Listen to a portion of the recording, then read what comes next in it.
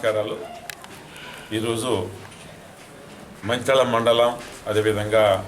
మన కొత్తగా ఏర్పడిన నస్పూర్ మండల పరిధిలో సింగాపూర్ గ్రామ పంచాయతీకి సంబంధించిన ఆ ప్రాంత ఎంపీటీసీ సిద్ధం తిరుపతి గారు, అదేవిధంగా గతంలో ఉప సర్పంచ్గా పనిచేసి ఐఎన్టీసీలో పనిచేసిన సిద్ధం శంకర్ గారు, అదేవిధంగా సమ్మిరెడ్డి గారు, వారెప్పటి దాదాపు ముఖ్య నాయకులు. ఆ ప్రాంతంలో అర్లక నగర్ ఉండే సింగాపూర్ ప్రాంతంలో ఉండే ముఖ్య నాయకులు ఈరోజు మరి గౌరవ మన ముఖ్యమంత్రి గారు వారు చేస్తున్న అభివృద్ధి పనిని దృష్టిలో పెట్టుకొని, వారు ప్రకటిస్తున్న పథకాలని దృష్టిలో పెట్టుకొని, ఒక దిక్కు సింగరేణి కార్మికులు ఎన్నో మరి కార్మికుల లాభం కోసం తండ్రి కొరకు ఉద్యమం అనుకోండి, ప్రధానంగా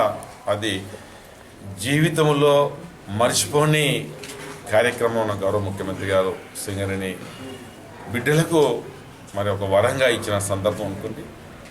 అదే కాకుండా తెలంగాణ రాష్ట్రం అన్ని రంగాల్లో అభివృద్ధి కావడానికి, ముఖ్యంగా వ్యవసాయ రంగం అనుకోండి, వ్యవసాయ రంగానికి పెద్ద పీట ఇవ్వడమే కాకుండా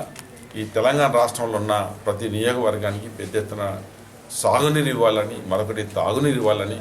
ఇంకెన్నో పథకాలు చెబుతూ పోతుంటే అసలు ఒక్కొరికి ఆ పథకాలని చెప్పాలంటే సమయం పెద్ద తీసుకునే కార్యక్రమం ఉంటుంది. అంటే అలాంటి పథకాలు చేస్తున్న సందర్భంలో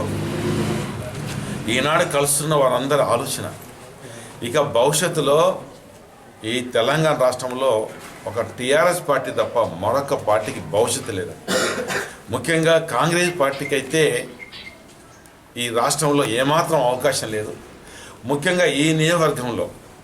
కాంగ్రెస్ పార్టీ అంటే ప్రజల్లో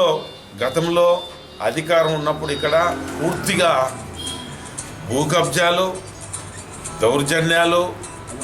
భూ కబ్జాలు చేసే కార్యక్రమం, అన్యాయంగా ఇతరుల మీద కేసులు పెట్టే కార్యక్రమం, ప్రజలకు పూర్తిగా